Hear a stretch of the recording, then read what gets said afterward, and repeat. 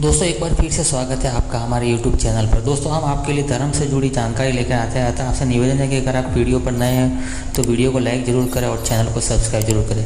चलिए दोस्तों कहानी पर आते हैं। दोस्तों भगवान श्री कृष्ण के 16,108 पत्नियाँ थी और 1.5 लाख से भी ज़्यादा पुत्र थे। पर दोस्तों क्या आप जानते हैं इस बात में कितनी सच्चाई है? चलिए दोस्तों आज की वीडियो में हम आपको बताने वाले हैं कि श्री कृष्ण के 16,108 पत्नी और 1.5 लाख से ज़्यादा पुत्रों की क्या सच्चाई है। तो दोस्तों वीडियो के आगे तक बने रहिए। चलिए दोस्तों वीडियो शुरू करते हैं। दोस्तों श्री कृष्ण की रासलीला के बारे में तो भक्तों के पास ढेर सारी जानकारी है। जब गोकुल में उन्होंने अपनी सभी गोपियों के संग एक साथ अनेक रूप धारण करके महारास रचाया था। पुराणों के अनुसार श्री कृष्ण की 16,108 रानियाँ थी। दोस्तों महाभारत के अनुसार श्री कृष्ण ने रुक्मणी का हरण कर उनके साथ विवाह रचाया था। विदर्भ के राजा भीष्मक की पुत्री रुक्मणी भगवान कृष्ण से प्रेम करती थी और उनसे विवाह करना चाहती थी, लेकिन रुक्मणी के अलावा भी कृष्ण की 16,107 पत्नियां और थी। दोस्तों भगवान श्री कृष्ण के 16,108 पत्नियां कैसे बनी? दोस्तों पुराणों में उल्लेख है कि एक बार दानव जो था वो भौमासुर नाम का जो दानव था वह अमर होने के लिए 16,000 कन्याओं का अपहरण कर लेता है और अपहरण करके एक जगह उन्हें कैद कर देता है।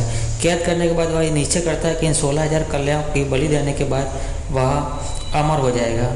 तो दोस्तों इस बात का जब पता भगवान श्री कृष्ण को लगता है तो वह भौमासुर के वहाँ जाते हैं और वहाँ जाकर 16,000 कन्याओं को उसके कारावास से मुक्त करवाते हैं और उनको वापस घर भेज देते हैं। दोस्तों इस कहानी का अंत यही नहीं हुआ।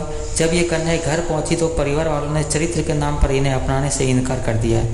तब श्री कृष्ण ने 16,000 रूपों में प्रकट होकर उनके साथ विवाह रचाया और इस विवाह के अलावा भगवान श्री कृष्ण ने कुछ प्रेम विवाह भी किए थे। तो दोस्तों इसी प्रकार 16,000 कन्याओं से विवाह करने के बाद वह शारीरिक रूप से तो नहीं पर एक मानसिक रूप से वह उन्हें अपना पति मान चुकी थी।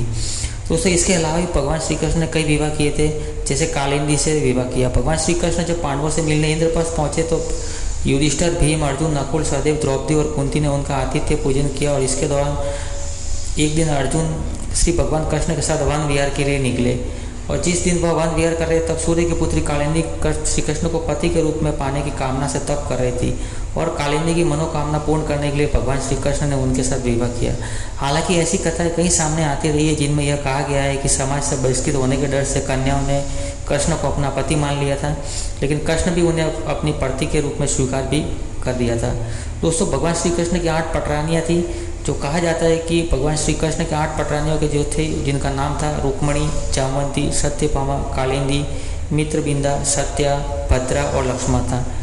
तो दोस्तों इसी प्रकार भगवान श्री कृष्ण के 16,108 पत्नियां थी और पुराणों में यह वर्णन किया गया है कि भगवान श्री कृष्ण की 1,61,080 पुत्र थे। इतना ही नहीं, उनकी सभी स्त्रियों के 10-10 पुत्र और एक पुत्री भी उत्पन्न हुई। इस प्रकार उनके 1,61,080 पुत्र और 16,108 कन्याएं थी। इसी प्रकार भगवान श्री कृष्ण भारत के सबसे बड़े परिवार के मुखिया बने, जिन्होंने अपने ग्रस्त जीवन में हर धर्म का समुचित पालन किया। दोस्तों आशा करते हैं आपको ये जानकारी अच्छी लगी होगी। दोस्तों जानकारी अच्छी लगती है तो वीडियो को लाइक ज़रूर करें।